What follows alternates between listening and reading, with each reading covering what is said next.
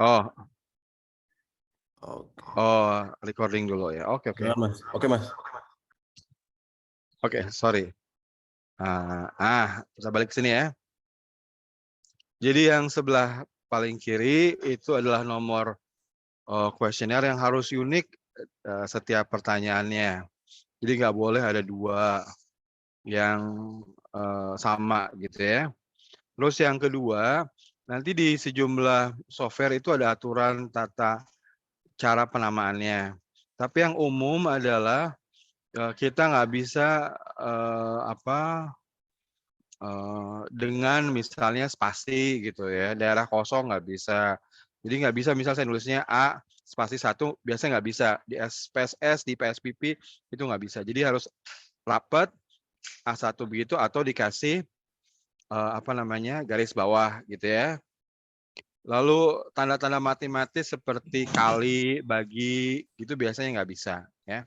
Nanti kita lihat ya pada saat kita masukkan ke software-nya. Nah, dan disarankan pula di bagian pertama atau, simbol pertama itu adalah abjad, ya, ABCD gitu ya. Nah, biasanya saya kalau nulis misalnya A itu untuk satu kelompok, pertanyaan, B misalnya ini B itu adalah satu kelompok pertanyaan khusus gitu ya, dan sebagainya, ya. Nah, kolom kedua itu Terusan belajar adalah kemarin. ya, kelompok kedua itu adalah Ini analisis pertanyaan data. atau pernyataannya, ya. Misalnya gender responden, berapa usia Anda, dan sebagainya itu ada di Kelompok sebentar ya. Ya udah. Itu ada di kolom kedua ya. Nah, ini biasanya kalau aturan zaman dahulu ya, ini saya bicara mungkin 20 tahun lalu, biasa konvensinya adalah kalau pertanyaan itu hurufnya huruf biasa gitu, kecil-kecil gitu. Tapi kalau instruksi itu hurufnya huruf besar. Tapi itu zaman dahulu ya, sekarang kayaknya nggak banyak diikuti lagi. Nah, ini pertanyaan, lalu kelompok kedua adalah jawaban. Kalau dulu tuh biasanya jawaban tuh di kolom ketiga, tapi sekarang seringkali masuk ke kolom kedua digabung, ya nggak apa-apa juga. Tapi kalau saya masih, buat kalau kuesioner gaya zaman dahulu yang kayak gini. Jadi kolom respon, jadi respon setnya, apa aja jawaban-jawaban yang dimungkinkan, dibolehkan gitu ya. Misalnya gender laki-laki, perempuan, 1 laki-laki, 2 perempuan. Berapa usia Anda? Titik-titik tahun, itu berarti harus nulis ya. Terus dalam seminggu terakhir apakah Anda pernah mengobrol? Nah, itu lagi 1, 2, 3. Sorry, saya harus perbaiki dulu. Nah, ini set. Nah, ini nomor atau simbolnya kok gini, simbolnya itu juga kalau zaman dahulu ya, itu punya makna-makna, nanti saya jelaskan. Nggak penting simbolnya kalau sekarang sih mau dibuat gimana terserah, tapi paling nggak kita tahu harus ada beberapa kriteria. Di jawaban ya, biasanya ada beberapa hal yang harus kita pertimbangkan. 1, jumlah jawaban yang diperkenankan. Apakah hanya 1 ataukah lebih dari 1? Misalnya gender, laki-laki, perempuan, orang hanya boleh milih 1. Dalam seminggu terakhir, apakah Anda pernah mengobrol dengan orang lain yang tidak serumah tanpa masker? Ya pernah atau tidak pernah. Lalu ada jawaban, ada pertanyaan lanjutan berapa kali. Ini jawabannya hanya boleh 1, ya. Pilihannya ada 4. Nah, tapi ada juga pertanyaan yang memungkinkan jawaban lebih dari 1. Nih contohnya nih ya teman-teman ya, B4. Dari kemarin sampai sekarang, untuk apa saja sabun Anda gunakan? Lalu ada instruksinya. Nah, instruksi ini kan nggak usah dijawab, nggak usah ditanya. Kita perhatikan aja. Nanti kalau dia menjawab cuci tangan pakai sabun, cuci tangan, tanyakan kapan waktunya, kapan lagi. Nah, dia kan bisa jawab apa aja sesuai dengan pengalamannya. Oh, sabun dipakai waktu mandi, waktu cuci baju atau piring. Dia jawab cuci tangan. Kita tanya kapan? Oh, setelah BAB. Oh, kapan lagi? Oh, begitu sampai di kantor. Ah, itu berarti boleh lebih dari, 1 jawabannya. Ini multiple answer. Kalau zaman dahulu, konvensinya adalah kalau ada simbol 1, 2 itu berarti single answer, hanya boleh 1. Kalau kodenya A, B, C, D kayak gini, itu multiple answer. Ini zaman dahulu gitu. Ada belakangan, belakangan maksudnya 10 tahun terakhir itu, dicatatin aja, dikasih catatan MA multiple answer, SA single answer, atau diberi keterangan kayak gini. Atau kalau dalam aplikasi ya nggak perlu, kan aplikasinya itu sendiri sudah mengatur boleh berapa jawaban gitu ya. Nah, tapi yang jelas pertama harus ada kriteria berapa jawaban yang diperbolehkan. Nah, yang kedua adalah apakah jawabannya dibacakan atau tidak. Nah, ini, spesifik atau lebih lebih banyak di survei-survei SBC. Ada jawaban-jawaban yang dibacakan, ada jawaban-jawaban yang tidak boleh dibacakan. Karena, kalau dibacakan itu akan bias, akan leading gitu. Misalnya ini, cuci tangan pakai sabun. Dari kemarin sampai sekarang, untuk apa saja sabun Anda gunakan? Apakah cuci baju, piring? Oh iya iya. Mandi? Iya iya. Cuci tangan setelah BAB? Oh iya iya. Ya pasti gitulah. Jadi orang akan menjawab yang, disukai gitu ya, yang disukai oleh, apa namanya, eee eee, orang pikir itu baik gitu ya. Sorry ada barang saya yang jatuh, agak rame sini. Ya jadi, kalau untuk yang sensitif itu tidak dibacakan atau ada aspek social disability-nya, maka, jawabannya tidak dibacakan ya. Misalnya untuk pertanyaan ini tidak dibacakan.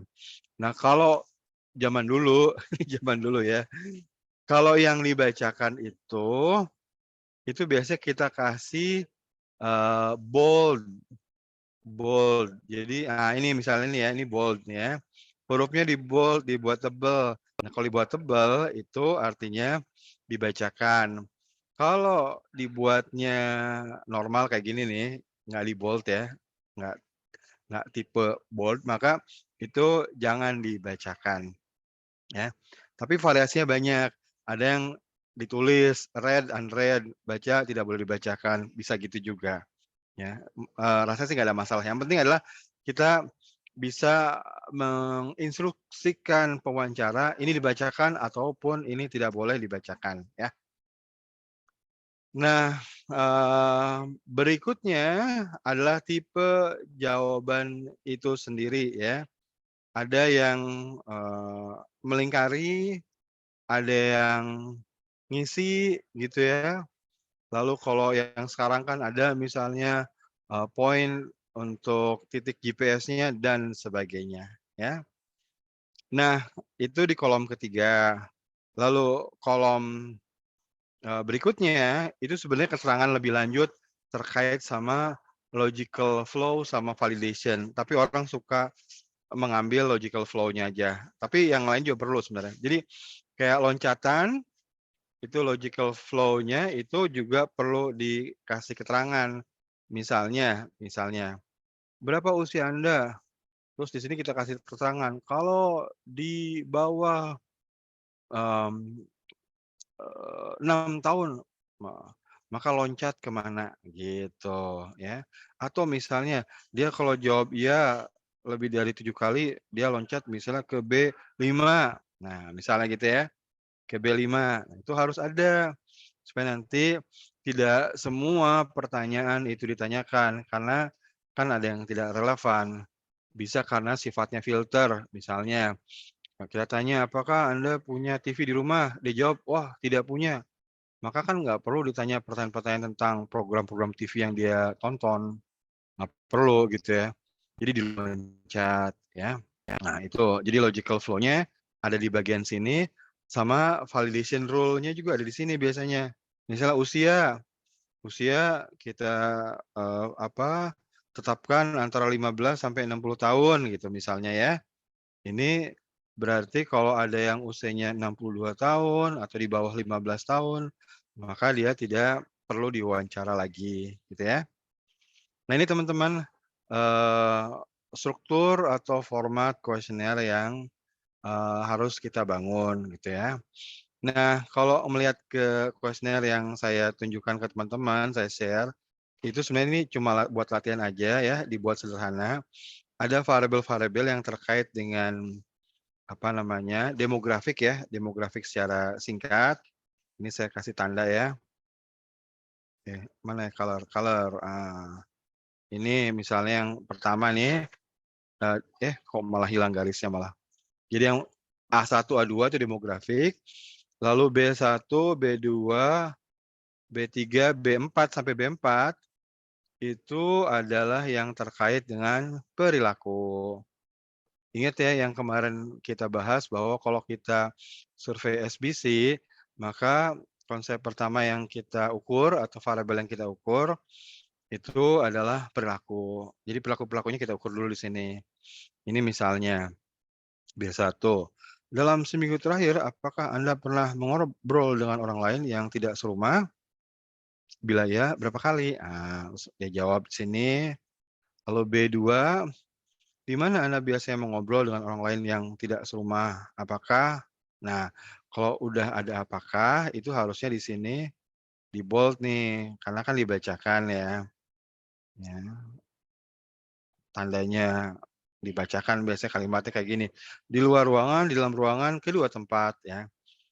B3, keseringan, bahasanya ini banget ya, keseringan, paling sering, seberapa dekat Anda, saat mengobrol dengan orang itu, boleh ditunjukkan, nah kemudian nanti, eee, enumeratornya akan mencentang salah satu, apakah kurang dari 1 meter, antara 1 sampai 2, lebih dari 2 meter, atau tidak tahu, atau tidak jawab. Lalu kemudian yang B4, dari kemarin sampai sekarang, untuk apa saja sabun Anda gunakan? Nah, ini kemudian pilihan jawabannya. Boleh lebih dari satu, tidak dibacakan, ya.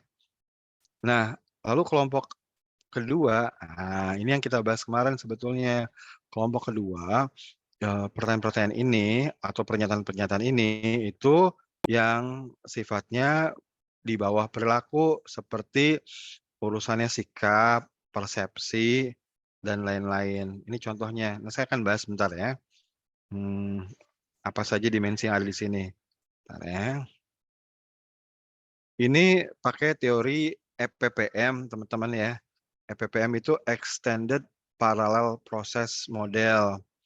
EPPM itu, melihat perilaku, sebagai outcome dari satu rasa takut, yang kedua adalah, kemampuan atau merasa mudah melakukan perilaku yang direkomendasikan. Jadi kalau dalam pandemi misalnya, kalau orang takut ya, takut kena ya, takut kena, maka itu bisa menjadi dorongan untuk merubah perilaku ketika perilaku yang kita rekomendasikan itu dia pandang mudah dilakukan dan manjur atau efikatif ya, pokoknya efikasinya tinggi gitu ya. Jadi pertama rasa takut, kedua rasa mudah, dan rasa percaya bahwa perilaku yang dianjurkan itu akan melindungi ya. Jadi ada 4 variabel. Kita lihat dulu yang pertama ya. Yang pertama itu adalah rasa takut kena atau susceptibility ya. Mereka yang biasa pakai HBM, Health Belief Model, mungkin bahasannya agak sama ya. Jadi kalau ada perceive of susceptibility yang tinggi atau merasa, "Oh saya bisa kena nih, oh saya bisa kena nih." Maka, apa namanya, itu bisa menjadi dorongan untuk mengubah perilakunya, jadi pakai masker misalnya. Nah, ini ada 3 indikator untuk mengukur apakah orang, susceptible nggak rasanya dia gitu terhadap virus corona. Pertanyaan pertama, untuk masa sekarang rasanya saya tidak akan kena virus corona. Kalau dia jawab sangat setuju, ya berarti dia susceptibility-nya rendah. Pertanyaan kedua, kemungkinan besar saya bisa terkena virus corona. Setuju, sangat setuju, setuju, tidak setuju, sangat tidak setuju. Yang ketiga, dengan kegiatan-kegiatan saya saat ini, saya mungkin saja terkena virus corona, ya. Ini seperti kita bahas kemarin teman-teman, ini modelnya adalah Likert type scale, ya, di mana kita membacakan pernyataan-pernyataan, lalu kemudian orang diminta merespon salah satu pilihan yang kita berikan, sangat setuju, setuju, tidak setuju, atau sangat tidak setuju, ya. Nah, ini cara ngukur sikap salah satunya. Seperti kita bahas kemarin juga, agak sulit kita ngukur sikap orang hanya dengan satu statement, ya. "Apakah Anda, khawatir karena virus corona?" "Oh iya, saya sangat khawatir." Nah, agak sulit gitu hanya dengan bermodalkan satu pertanyaan atau pernyataan, kita ngukur sikap. Kenapa? Ini alasannya. Pertama, secara statistik dulu ya untuk kemudahan data. Kalau kita hanya mengandalkan satu statement atau satu pertanyaan, maka data yang kita peroleh itu adalah data ordinal. Jadi ingat ya, teman-teman kemarin kan kita sudah bahas level of measurement, tingkat pengukuran, interval, ordinal, nominal. Kalau hanya satu satu line gini aja, terus orang jawab sangat setuju, kita kasih skor misalnya atau kita kasih ranking, ranking kategorikal ya maksudnya. Oh, sangat setuju itu 4, sangat tidak setuju 1 misalnya. Tapi itu datanya tidak bisa jadi data interval, nggak bisa kita bagi, nggak boleh kita buat rata-rata, karena cuma satu begitu dan satunya hanya punya modal urutan, sangat setuju, setuju, tidak setuju, sangat tidak setuju.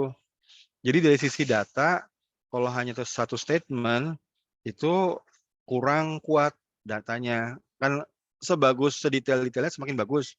Kalau interval lebih bagus daripada ordinal gitu detailnya. Itu satu alasannya.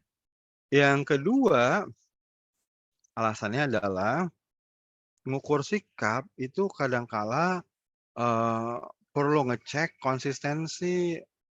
Orang kan kalau kita tanya satu hal, belum tentu dia mengeluarkan sikapnya dengan satu respon begitu.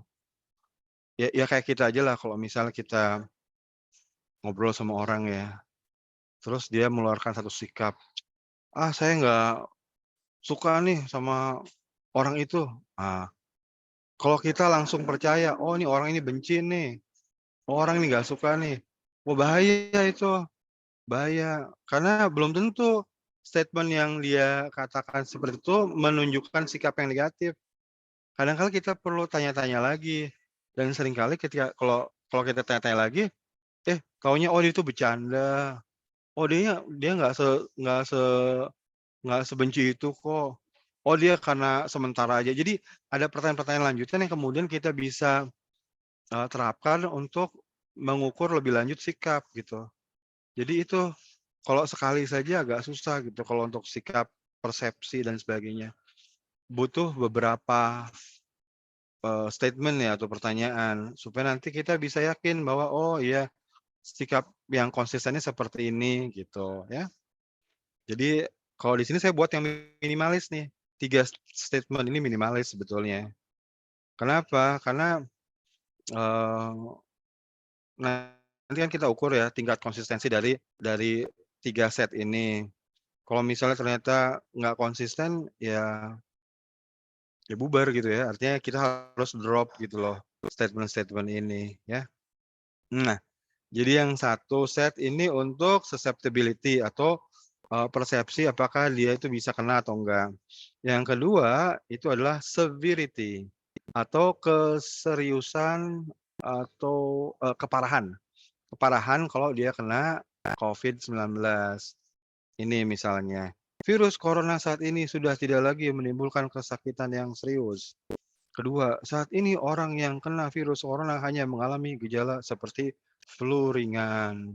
Sampai sekarang, virus corona tetap membuat orang sakit parah. Nah, itu kita buatkan dalam 3 statement untuk mendapatkan ya yang lebih konsisten lah pengukurannya. Jadi sikapnya sih seperti apa. Nah, teman-teman kalau ngelihat, apa namanya, rumusan pernyataannya juga teman-teman bisa lihat ada yang saya buat positif, ada yang saya buat negatif. Atau kebalikannya ya, misalnya gini, "Virus corona saat ini sudah tidak lagi menimbulkan kesakitan yang serius." Kalau dia jawabnya sangat setuju, itu kan berarti dia memandang, virus corona itu tidak menimbulkan penyakit yang serius gitu ya. Tapi coba kalau yang ini, eee, "Sampai sekarang virus corona tetap membuat orang sakit parah." Kalau dia jawab sangat setuju, kan sangat setujunya berbeda dengan sangat setuju yang pertama. Kalau sangat setuju yang pertama kan, oh berarti serius nih penyakit yang ditimbulkan oleh virus corona. Tapi kalau yang ketiga, loh, sangat kalau yang pertama tidak lagi itu artinya dia menganggap remeh gitu, sangat setuju itu artinya, ini mah tidak severe, tidak serius, tidak parah. Tapi kalau yang nomor 3, kalau sangat setujunya berarti, parah gitu. Jadi ini 2 statement yang disusun dengan tone atau arah yang berbeda. Kalau dalam Likert type scale, itu kalau panduannya ya, zaman dahulu itu kalau si Likert yang buat itu, usahakan agar kita punya statement positif dan negatif dalam satu kumpulan, apa namanya, pernyataan itu. Kenapa? Karena kalau kita buat positif semua atau satu arah semua, nanti orang itu akan terlena jawab ya setuju, setuju, sangat tidak setuju. Jadi otaknya tidak terpicu untuk memikirkan lebih serius pernyataan-pernyataan yang dilemparkan gitu ya. Makanya dibuatkan, ada yang negatif, ada yang positif. Berapa proporsinya?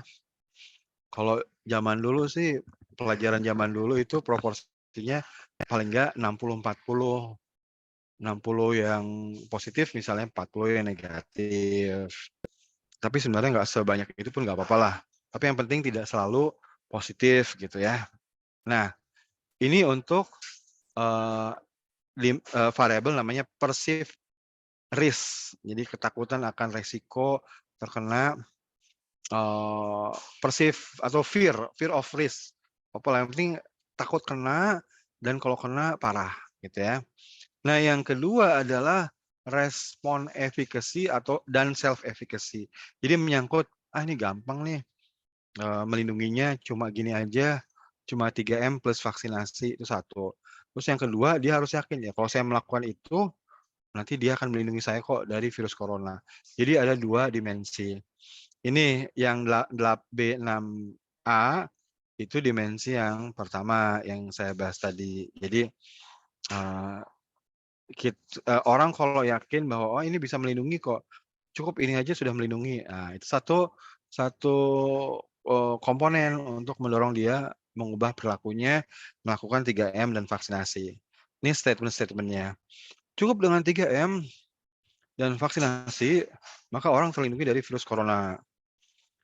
Seganas apapun virus corona, cara mencegahnya cukup 3M dan vaksinasi COVID-19.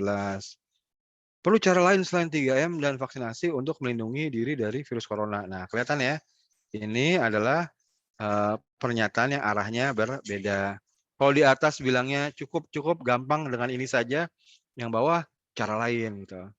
Nanti kalau misalnya ternyata orang jawabnya ngaco gitu, tidak serius, kelihatan tidak konsisten jawabannya, ya. Kalau konsisten kan misalnya dia mikirnya ada cara lain, maka dia akan bilang sangat setuju di sini. "Wah 3M tuh apa? Nggak ini, nggak benar, yang benar adalah yang lain," misalnya ya. Oh, jadi dia sangat setuju bahwa ada cara lain. Nah, sementara yang 3M-3M-nya dan vaksinasi dianggapnya hal yang nggak benar, maka dia harusnya jawabnya sangat tidak setuju, ya. Itu yang kalau, orang itu konsisten, ya. Nah, dimensi kedua adalah kemudahan orang melakukan perilaku itu. Dia merasa mampu, gampang lah itu mah. Nah, ini contohnya, ya. Bagi Anda saat ini seberapa mudah Anda memakai masker saat ngobrol dengan orang lain? Oh, sangat mudah mudah, tidak mudah, sangat tidak mudah. Seberapa sering muncul rasa tidak nyaman dan tidak enak bila Anda harus pakai masker waktu ngobrol dengan orang lain? Oh, selalu tidak nyaman, seringkali tidak nyaman, kadang-kadang tidak nyaman, selalu nyaman-nyaman saja. Saat ini apakah Anda merasa perlu menjelaskan ke orang lain mengapa Anda menggunakan masker saat mengobrol? Oh, sangat perlu perlu, tidak perlu, sangat tidak perlu. Ini terus terang belum diuji, tapi kami menduga bahwa kemudahan memakai masker sekarang itu bukan terkait dengan mencari maskernya itu sendiri, udah banyak di pasaran. Tapi rasa nyaman kalau pakai, kadang nggak enak gitu, kalau orang nggak pakai gitu ya, terus kemudian kemudian kita pakai, terus pada diliatin gitu misalnya ya. Atau kita harus selalu menjelaskan ke orang, "Oh iya saya lagi nggak enak nih, maka saya pakai masker," misalnya gitu. Jadi kalau ada jawaban-jawaban yang seperti itu, ketidaknyamanan, harus jelasin sebagainya, itu, diduga ya untuk pertanyaan ini, dia mengukur kemudahan orang pakai masker saat ini seperti apa, ya. Ini dimensi kedua. Jadi kalau EPPM, Extended Parallel Process Model itu cuma ada 2 variabel. Masing-masing variabel itu ada dua dimensi. Satu perceived risk, yang kedua perceived efficacy. Perceived risk itu ada yang tadi itu loh, perceived severity. Serius nggak nih penyakitnya? Parah nggak nih kalau kena? Sama perceived susceptibility. Bisa kena nggak saya ya? Atau saya nggak kenal lah, orang lain aja yang kena gitu. Orang kota misalnya. Nah yang variabel kedua itu adalah perceived efficacy yang terdiri dari 2 dimensi, respon efficacy, jadi respon atau perilakunya itu efektif nggak, efekasius nggak, manjur nggak gitu. Oh iya manjur, saya percaya deh. Terus yang kedua adalah self efficacy, diri kita sendiri itu mudah nggak melakukannya, ya. Nah itu EPPM, cuma saya tambahin lagi di sini pertanyaan-pertanyaan yang, ini ya, yang normatif normatif deskriptif kalau yang pakai teori yang kemarin TNSB ya. TSNB gitu. Jadi, mmm, apa namanya, orang lain itu kita tuh ngelihat orang lain tuh gimana sih, apakah semua pakai masker, jaga jarak dan sebagainya. Nah, ini dianggap bisa mempengaruhi kalau ada atau dengan, moderasi sejumlah variabel yang kemarin itu, termasuk outcome belief ya, terus, kesamaan identitas dan lain-lain ya. Plus saya tambahkan menurut Anda apakah saat ini pandemi sudah berat atau enggak. Jadi persepsi dia tentang kenyataan saat ini, ya. Cuma saya hanya pakai satu pernyataan karena kertasnya sudah habis. Tapi sebenarnya kalau buat apa, pengukuran-pengukuran SBC sebaiknya jangan hanya satu.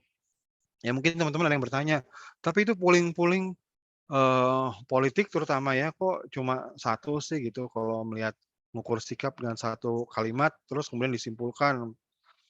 Nah, ya agak beda ya, karena, mereka itu kan sebetulnya lebih, cepat surveinya harus dalam waktu cepat.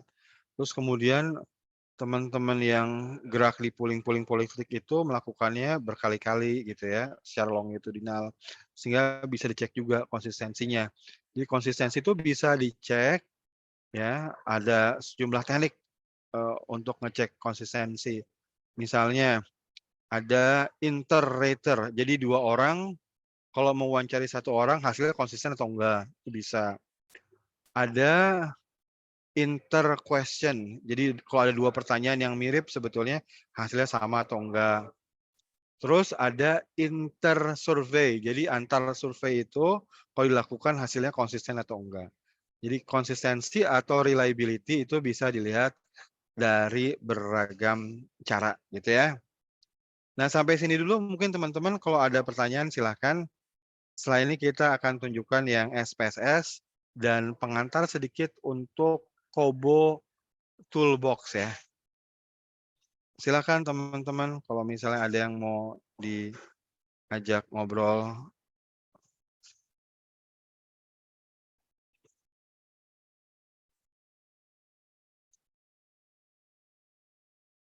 Oh ini Mbak Latifah belum dapat. Ya Kang Maulana Hasan silahkan. Oh sudah di-share sama Mbak Resi, terima kasih Mbak Resi. Silakan. Ya, terima kasih Pak Risang atas penjelasan yang sangat bermanfaat ini. Ada dua hal yang mau saya tanyakan Pak Risang. Ini terkait dengan apa namanya severity ya.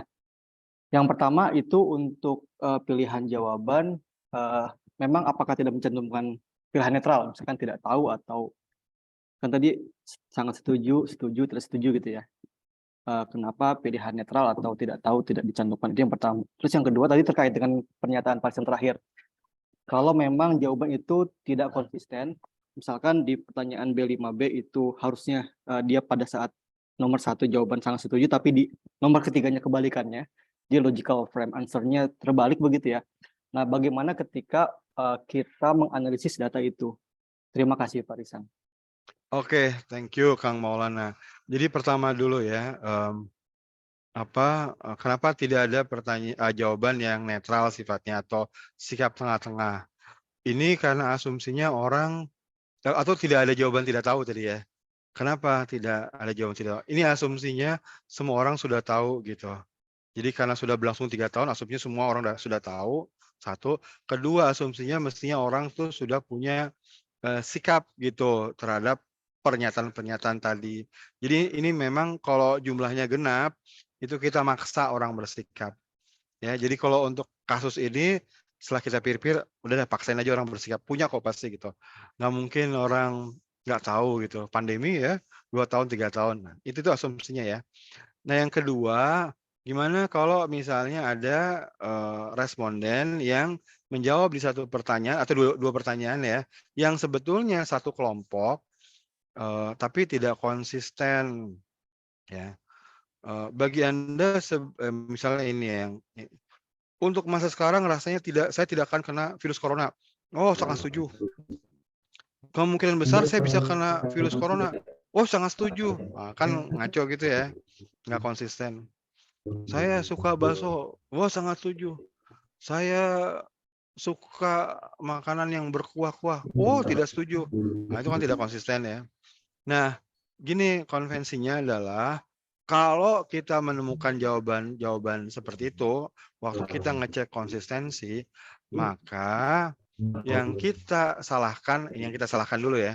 Yang kita salahkan adalah instrumennya. Oh, kan orangnya nggak serius tuh jawabnya. Bukan instrumennya, kuesionernya. Berarti kuesionernya tidak bisa membuat orang serius misalnya. Atau kuesionernya tidak bisa membuat orang jeli menjawab lebih konsisten gitu. Jadi kuesionernya.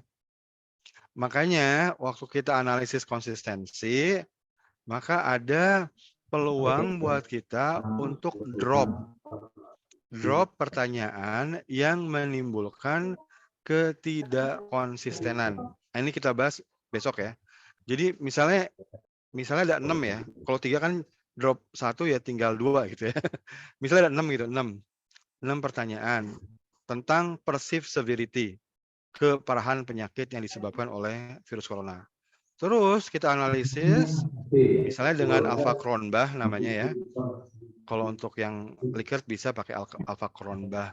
Terus kemudian kita lihat, oh ada pertanyaan nomor 2 dan nomor 3 nih yang menyebabkan jawabannya tidak konsisten. Ini sumbernya ketidakkonsistenan. Maka 2 pernyataan ini itu di-drop. Tidak usah dimasukkan dalam proses analisis. Jadi kalau kita buat skor, berapa nih skor perceived severity-nya? Ya udah pakai pernyataan 1, 4, 5, 6. Nomor 2, 3-nya nggak usah dimasukkan dalam perhitungan rata-rata. Kenapa? Karena dia sumber dari ketidakkonsistenan. Ya, itu logiknya. Jadi pertama, salahkan instrumennya atau kuesioner, orangnya nggak boleh disalahkan, respondennya nggak boleh. Yang kedua, kita harus identifikasi mana pernyataan atau pertanyaan yang menjadi sumber biang keladi ketidakkonsistenan.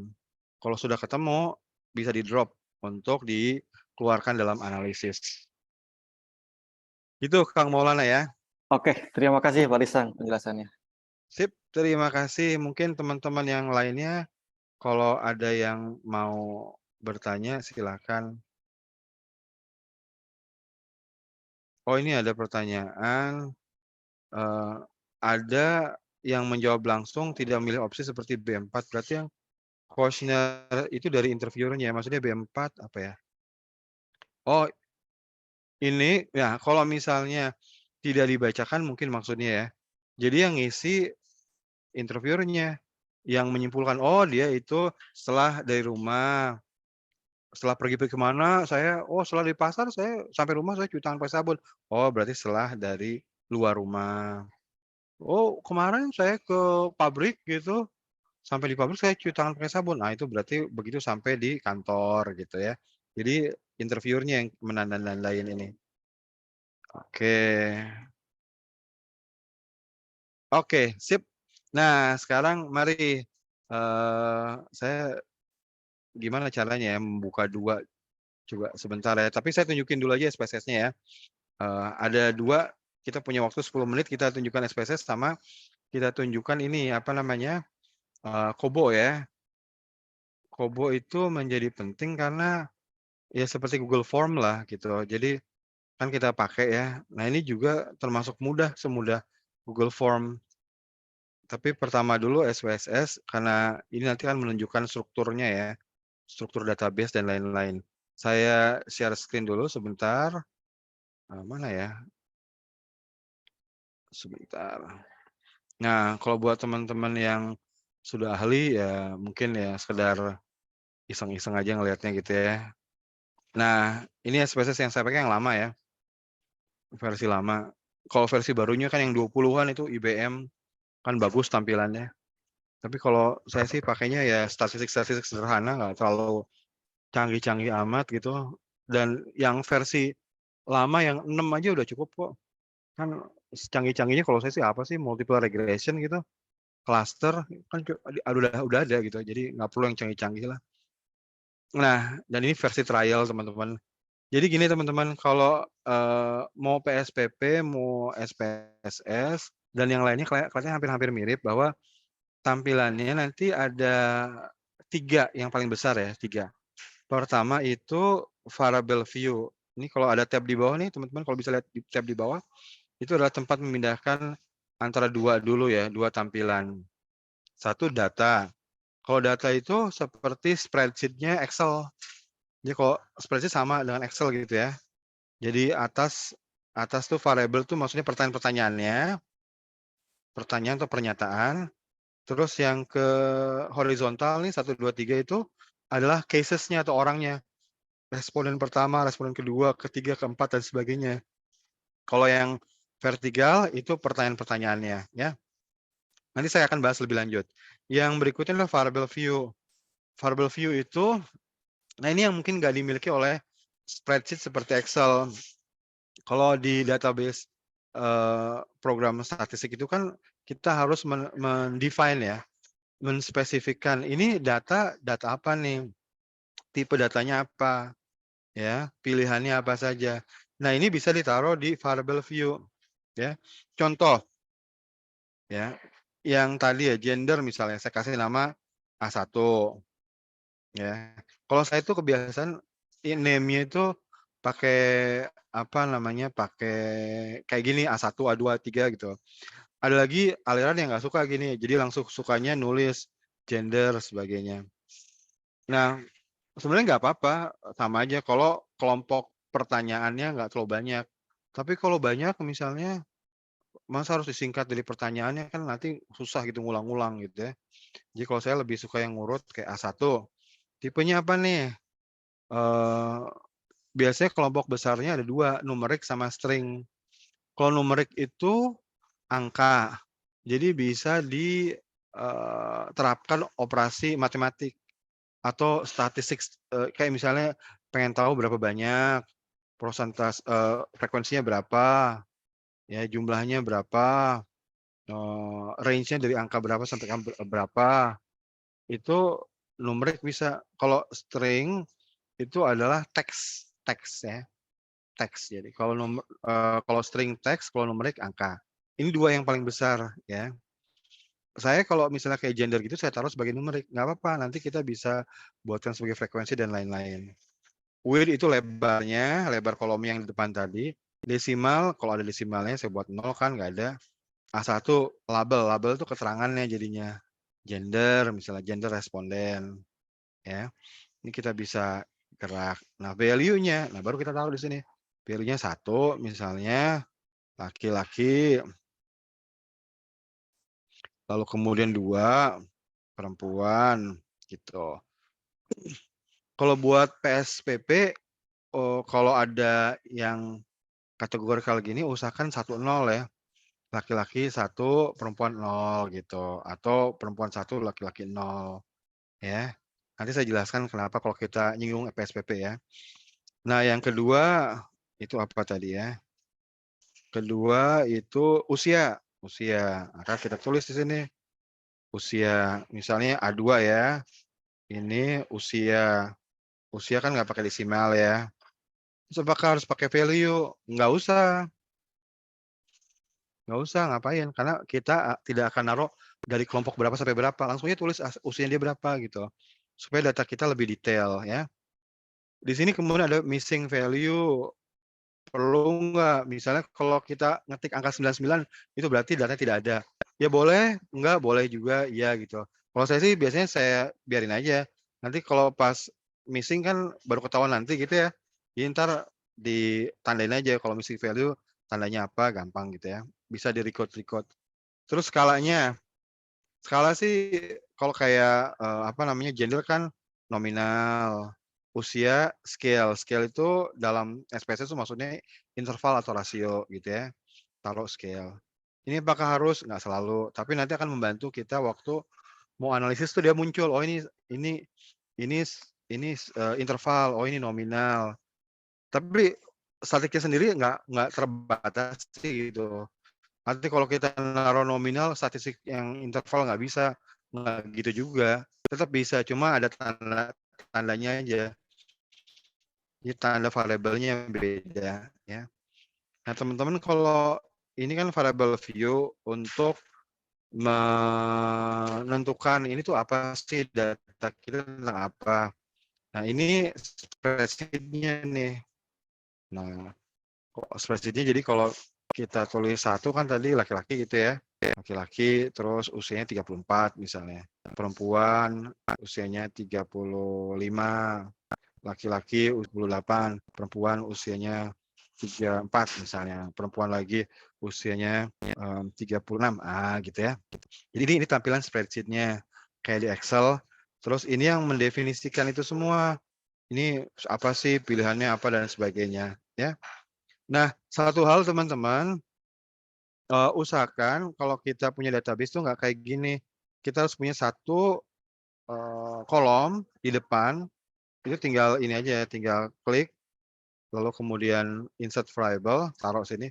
Ini adalah, nomor ID-nya gitu, unique number-nya. Kalau satu case ini nomornya apa, case ini orang kedua apa, ketiga apa. Ya sebenarnya sih bisa sederhana kasih angka aja 1, 2, 3, 4, 6 bisa nggak apa-apa. Ya mungkin teman-teman bertanya, "Loh ngapain ini 1, 2, 3, 4, 5, 6? Kan udah ada nih 1, 2, 3, 4, 5, 6." Ah, ini beda nih. Ini saya kasih nama dulu ya supaya nggak kelihatan jelek ya, nomor misalnya, ya. Nah, ini beda nih teman-teman. Yang di sini, yang di kolom ini nih, ini sesungguhnya nggak ada. Ini bukan data. Jadi kalau misalnya teman-teman nge-sort gitu ya, klik kanan di sini ya, terus ada ascending atau descending gitu ya tuh. Ini tuh tetap 1, 2, 3, 4, 5, 6. Jadi urutannya udah nggak karuan lagi. Walaupun kalau kita ascending atau sort ya, sort gini, ini ngikutin case. Jadi kalau ini rubah, ini juga berubah, ngikutin case-nya gitu ya. Kan kalau di Excel bahaya tuh kalau kita sort-nya cuma satu kolom aja, yang lainnya nggak tersort. Nah, itu bahaya kan, bisa hancurin data itu. Kalau ini sih enggak, ini udah dalam bentuk database yang, data dari satu orang ya tetap di situ posisinya, satu jejer gitu ya. Nah, satu jejer gitu. Cuma kadang kala kita perlu untuk membuat urutan aslinya gitu ya. Nah, ini ngebantu kalau kita punya nomor unik di sini, ya. Jangan ngandelin ini, karena ini nggak ada sebenarnya, ya, nggak masuk dalam database, ya. Gini, nah, ini tampilan, data, lalu tampilan, kerangka variabelnya apa, yang berikutnya adalah tampilan kalau kita buatkan analisis. Misalnya ya, kita analisis deskriptif ya, frekuensi, pengen tahu, perempuan jumlahnya berapa gitu ya, proporsinya seperti apa. Nah, ini adalah tampilan output, kayak gini ya, laki-laki 50%, perempuan 50%. Atau kita deskriptif, kita, pakai statistik yang deskriptif, eee, masukin misalnya, usia, lalu usia kita minta rata-rata sama standar deviasi ya, minimum, maksimum, continue, oke. Nah, tampilannya di sini. Nih, statistiknya jumlah N-nya 6, minimum usianya 28, maksimum 36, rata-rata 32. Nah, ini tampilan output-nya, teman-teman ya. Nah, ini, teman-teman, ini untuk SPSS. Nanti di pertemuan 3, 4 kita coba latihan-latihan gimana mempersiapkan data. Mempersiapkan data tuh misalnya, coding, recoding. Ini misalkan usia nih ya, oh saya mau buat 2 kelompok usia, usia, tinggi, rendah, atau tua, muda. Batasnya adalah misalnya 34. Oh, berarti kita pakai ke transform, recode-nya ke variabel lain, jadi dibuat baru gitu ya. Usia dimasukkan, lalu usia usia kelompok ya, usia kelompok misalnya usia masukkan ke sini. Ini buat contoh aja ya teman-teman ya. Kita range-nya yang paling rendah sampai usia 33 misalnya, kelompok 1. Lalu yang, paling tinggi sampai usia 34, itu kelompok kedua. Kita add, kita continue, oke kan, ya. Nanti tampilan view, kita tinggal klik icon ini nih yang apa, kayak spreadsheet, klik di sini. Nah, ini muncul 34, 2, 35, 2, 31, 28-nya 1, 34 jadi 2, 36 jadi 2. Kalau teman-teman bertanya, "Loh kan tadi kan usia tua dan rendah." Ini harus kita label dulu ya, value dulu. Double klik, kasih value dulu. 1 misalnya muda, kok muda? Muda ya. Change. 2 itu tua gitu ya. Add, oke. Ini usia kelompok. Nah, jadi ketika kita masuk ke data jadi kayak gini tuh, tua-tua, muda-muda dari angka ini. Kalau kita nggak suka nampilin ininya, apa, value labelnya, kita bisa tinggal klik ini yang kayak price tag gitu, jadi angka gitu, ya. Nah, ini yang disebut sebagai, mempersiapkan data gitu. Jadi ini pre-analisis namanya. Nah, nanti kalau udah siap datanya baru kita buat analisis. Analisisnya misalnya, apakah ada perbedaan usia antara laki-laki dan perempuan? Nah, itu kan berarti dites ya, dites, dianalisis itu ada di compare min, laki-laki dan perempuan 2 kelompok berbeda berarti independen, terus grouping-nya berarti berdasarkan gender, laki-laki itu 1, tadi kelompok perempuan itu 2, kita cek usianya, klik oke, nanti muncul hasil, t-test-nya. Laki-laki rata-rata usianya 30,67, perempuan 35,5. Kelihatan sih secara permukaan perempuan lebih tua gitu usianya daripada laki-laki. Tapi apakah perbedaan ini signifikan? Signifikan itu maksudnya memang perbedaan di populasi seperti itu, bukan hanya karena kebetulan gitu ya, atau peluang gitu. Kebetulan ditarik sampelnya jadi berbeda. Nah, kita lihat analisisnya ya, oh dia, apa namanya, oh tidak signifikan perbedaannya, kita bisa lihat dulu di ini oh ANOVA-nya. Nah, misalnya kalau kita cek di, ini ya, significance to tail-nya itu di atas 0,05 gitu ya. Kita ntar cek variansinya dulu, ini sama atau enggak gitu, misal asumsinya tidak, sama gitu ya. Oh dia 0,1, biasanya kalau significance, p-value itu angkanya di 0,05. Jadi 0,05 ini kan lebih besar daripada 0,05, ini 0,1. Jadi kita bisa simpulkan bahwa perbedaan usia laki-laki dan perempuan di sampel ini, ya itu karena peluang saja. Sesungguhnya sih tidak ada perbedaan yang signifikan. Ini contohnya teman-teman, ya. Nanti kita akan latihan ini besok sama lusa. Plus satu lagi, karena waktunya udah nggak bisa nih ya, tapi satu lagi yang saya pengen singgung adalah ini, apa namanya, Kobo, ya. Jadi sebentar ya, saya jalankan dulu Kobonya. Teman-teman silakan nanti dari kalau yang belum terbiasa, saya juga nggak biasa sih sebenarnya, saya kan cuma asal pakai dari orang aja yang buatin gitu ya. Tapi ada apa namanya, aplikasi di handphone bisa dan juga di desktop ya, untuk merancang kuesioner dan kemudian menjadikan tools untuk wawancara itu sendiri, gitu ya. Nah ini dia. Nah, Kobo Toolbox teman-teman bisa pergi ke websitenya adalah kfkobotoolbox.org. Ini open source, jadi, kita bisa pakai, ini orang yang buat baik nih, kita bisa pakai, nanti kita bisa tampilkan di handphone, tapi Android ya, itu untuk mengoleksi data. Jadi nanti wawancara, terus pewawancara tinggal masukin data. Nanti saya akan kirim, info juga gimana caranya dan link-nya juga untuk, kuesioner yang tadi kita buat. Eee, ini sudah saya siapkan perilaku 3M ya, ini. Ini kalau nggak salah. Perilaku 3M yang tadi kita tunjukkan ya. Nah, internetnya agak lama. Nah, ini sudah buatnya gimana? Buatnya gampang kayak Google Form ya. Ini pertanyaan-pertanyaannya, profilnya saya gabungkan ya. Perilaku 3M satu kelompok sendiri, nah sampai sini. Persepsi tentang, kerentanan terkena. Nah, ini keparahan penyakit, efikasi perilaku, efikasi diri, ya. Nanti ini bisa ditampilkan di handphone, lalu saya akan minta teman-teman untuk ngisi ya, ngisi sehingga kalau kita ada 74, nanti besok kita punya data 74 orang. Nah, nanti setelah data terkumpul, saya akan bagikan juga ke teman-teman.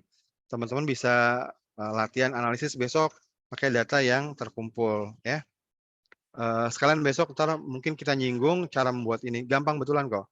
Jadi tinggal new aja, terus build from scratch gitu, tulis nama projeknya misalnya latihan gitu ya.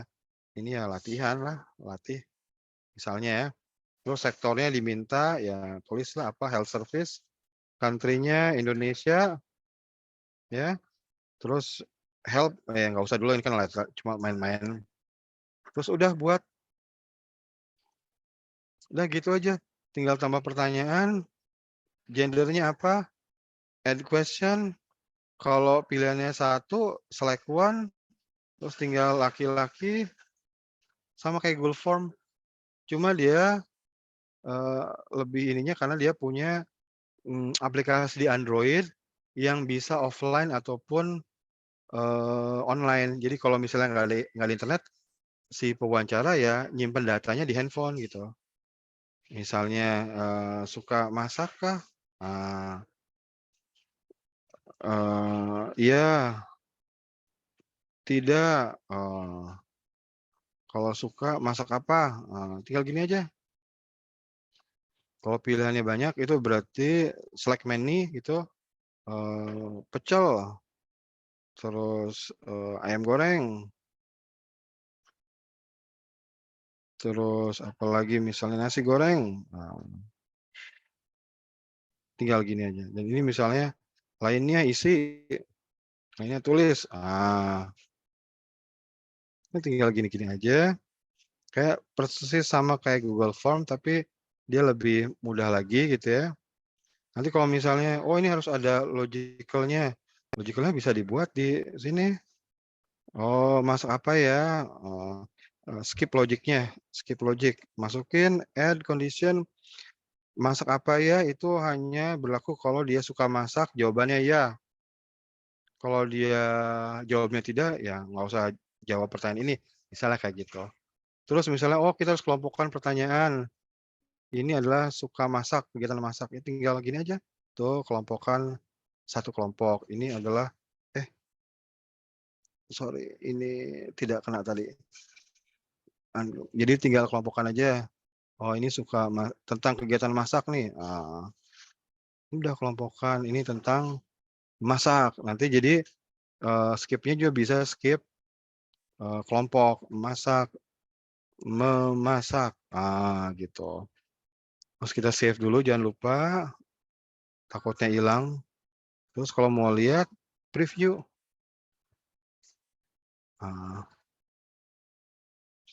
Cuing. Nah, gitu. Masak memasak. Suka masak ya, baru muncul. Tidak, nggak usah muncul, gitu ya.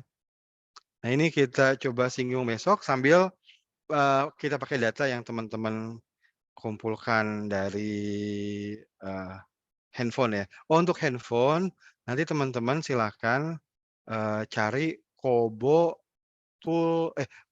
Collect ya. Ingat ya, Kobo Collect. Nanti Irina akan bantu menyebarkan info gimana cara download-nya, lalu kemudian kuesionernya didapat dari mana ya. Nah, untuk sementara mohon maaf ini ada waktunya 9.11 ya.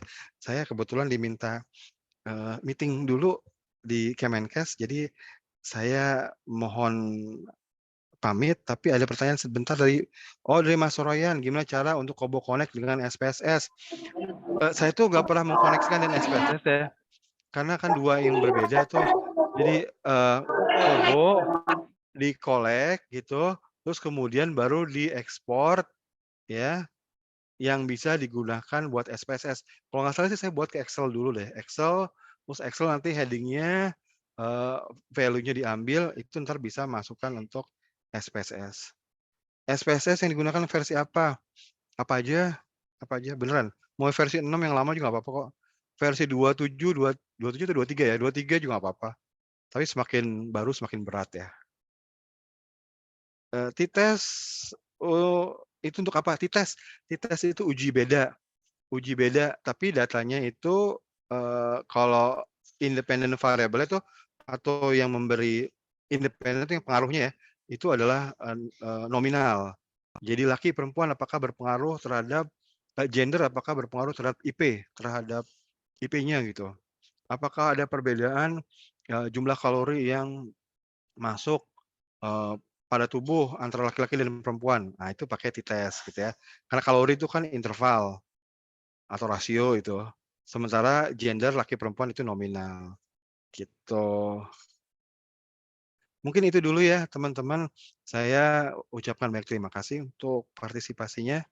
Kita ketemu besok pagi ya dengan latihan dari data yang teman-teman kumpulkan. Data sendiri aja ya. Nanti dari 74 ini atau 77 sekarang ya. Nanti kita akan gunakan datanya. Terima kasih banyak atas partisipasi pagi-pagi ini. Moga-moga sehat-sehat ya.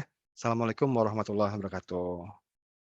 Waalaikumsalam. Waalaikumsalam warahmatullahi wabarakatuh. Waalaikumsalam warahmatullahi wabarakatuh. Pamit Terima ya. kasih Pak Risa. Makasih. Makasih Pak Rizal, teman-teman.